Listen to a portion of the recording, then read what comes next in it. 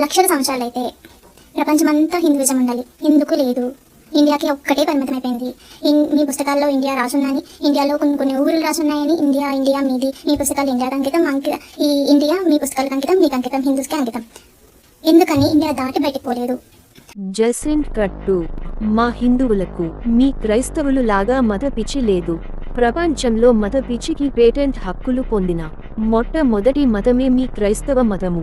ఆ హక్కులను ఇప్పటికీ కొనసాగిస్తూనే ఉన్నారుగా. క్రైస్తవ మతము ఇప్పటి వరకు ఏ దేశంలోనూ కూడా రక్తపాతంని సృష్టించకుండా వ్యాప్తి చెందలేదు. మా హిందువులు ఇప్పటి వరకు ఏ దేశం మీదకి దండెత్తి రక్తపాతంని సృష్టించలేదు. మా పూర్వీకులు సర్వేజన సుఖినోభవంతు, అతిథి దేవో భవ అని అనుకున్నారు.